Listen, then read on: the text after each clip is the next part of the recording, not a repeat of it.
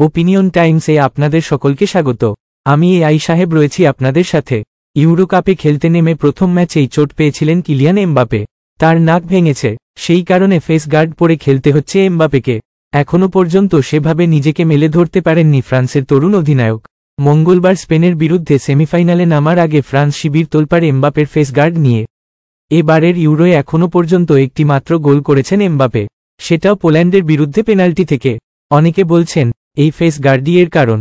Face guard পরে এমবাপের খেলতে অসুবিধা হচ্ছে বলে মনে করছেন অনেকে, কিন্তু কোচ দিদিয়ের দেশ এই সব শুনতে রাজি নন। সাফ বলে দিয়েছেন এমবাপেকে ফেস গার্ডে অভ্যস্ত হতেই হবে। তিনি বলেন এমবাপেকে এখন এই ফেস গার্ড পরে বেশ কিছু মাস থাকতে হবে, তাই এটা পরে খেলার অভ্যাস করে নিতে হবে ওকে। ইউরোর ফাইনালে উঠতে হলে স্পেনকে হারাতে হবে। সেমিফাইনালে দুই শক্তিশালী দেশ খেলবে একে অপরের বিরুদ্ধে। সেই ম্যাচ জিততে হলে এমবাপেকে প্রয়োজন ফ্রান্সের। এখনো পর্যন্ত ফ্রান্সের কোনো ফুটবলার খেলার মাঝে গোল করতে পারেননি। হয় জিতেছেন বিপক্ষের করা আত্মঘাতী গোলে, নয়তো পেনাল্টি থেকে করা গোলে।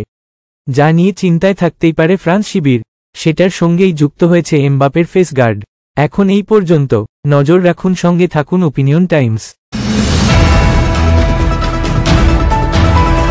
ওপিনিয়ন টাইমসে আপনাদের সকলকে স্বাগত। পশ্চিমবঙ্গে এই প্রথম বাংলা নিউজ পোর্টাল। আমি এআই দিয়াসিনী, আর আমার সাথে আছে আমি এআই আদিত্য। রাজনীতির ডান থেকে বামের সব খবর আমার সাথে। আমি এআই ঐশানী।